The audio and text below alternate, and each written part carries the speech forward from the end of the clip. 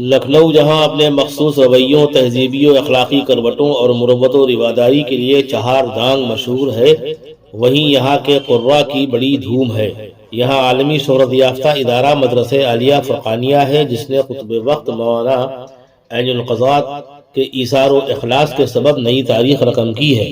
خاص بات یہ بھی ہے کہ فرقانیہ کے قیام سے اب تک کسی سے کوئی چندہ نہیں لیا گیا، کسی نے کچھ دیا بھی تو مدرسے کے ذمہ داران کی طرف سے معذرت کر لی گئی۔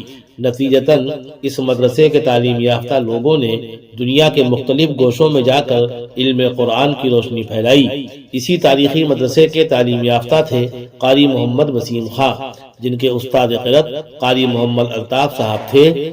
نابینا ہونے کے باوجود مولوی گنج سے چوک تک طویل مسافت طے کر کے الصبح آنا اور بھری دوپہری میں پاپیادہ واپس جانا آسان نہ تھا، لیکن اس مرد مجاہد نے بینائی سے محروم ہونے کے باوجود برسوں یہ کار مستحسن انجام دیا۔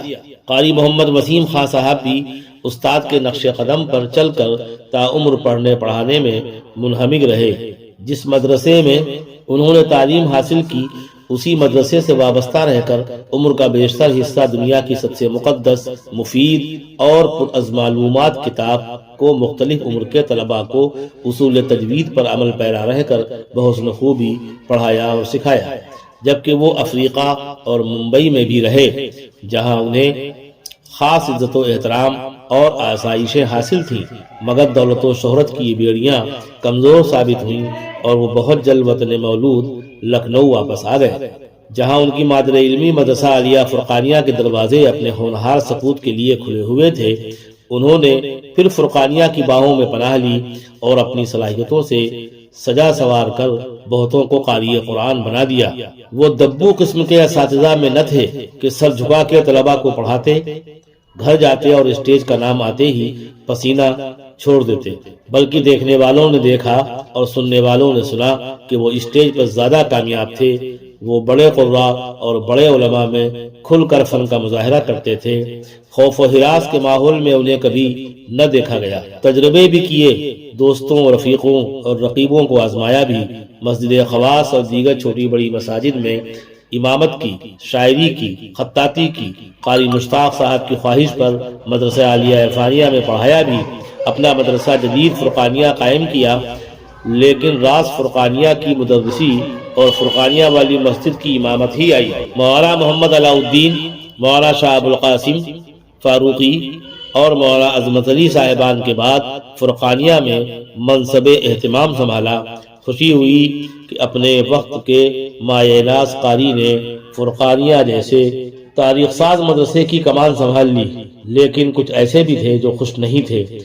انہوں نے سازشوں کے جال بنے اور کامیاب رہے۔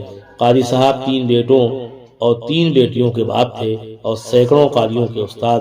غالباً ایک بیٹا بھی قاری یا حافظ ہے، کاش وہ اس فن کو آگے بڑھانے کا ذریعہ بنتا۔ قاری صاحب نے قرأت کے عالمی سطح کے مقابلوں میں حصہ لیا۔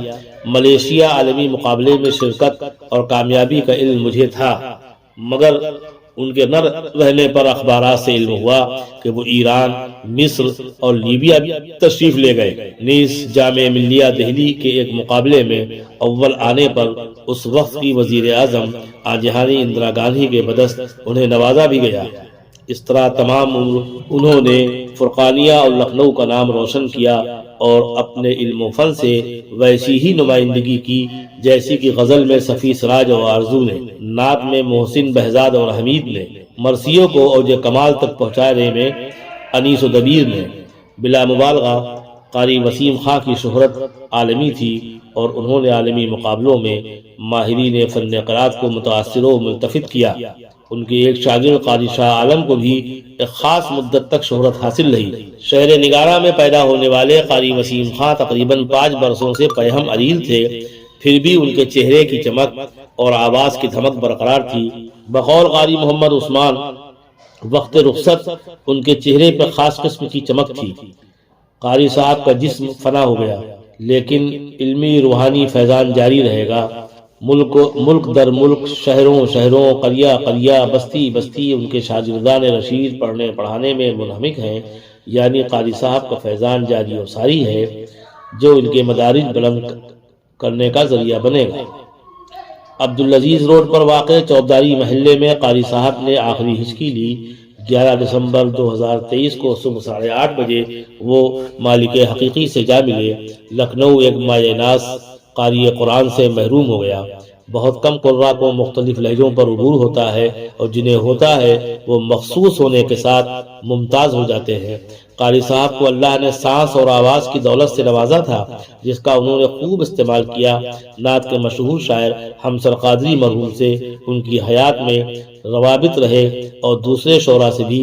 قاری صاحب سیرت کے جلسوں میں بڑے والہانہ انداز سے نعت نبی پڑھتے تو سننے والے جھوم اٹھتے تھے، مگر وہ شاعری میں زیادہ وقت نہ دے سکے، نہ ہی فن خطاطی میں جیسی محنت و مشقت اور ریاض کی ضرورت تھی ویسا انہیں کرنے کا موقع مل سکا۔ اس کے باوجود مدرسہ عالیہ عرفانیہ کے بلند و بالا دروازے پر نمایاں تحریر ان کے فن کے اظہار کے لیے کافی ہے۔ جمعیت علماء ہند، سنی انٹر کالج، مولانا عبدالشکور ہال اور دیگر بڑے اجلاس میں برسوں انہیں یاد کیا جاتا رہے گا۔ ریڈیو اور ٹی وی پر بھی ان کی کمی کو محسوس کیا جائے گا۔ کاش ان کے چاہنے والے ان کے نام سے کوئی مسجد، مدرسہ یا کتب خانہ قائم کرتے۔ لرن آن لائن کی جانب سے آپ سے بس اتنی التجا ہے کہ ہمارے اس پروگرام کو لائک، شیئر اور سبسکرائب ضرور کریں، ساتھ ہی بیل آئیکن دبانا نہ بھولیں، جس سے ہماری ہر ویڈیو آپ تک اپلوڈ ہونے کے ساتھ ہی پہنچ سکے۔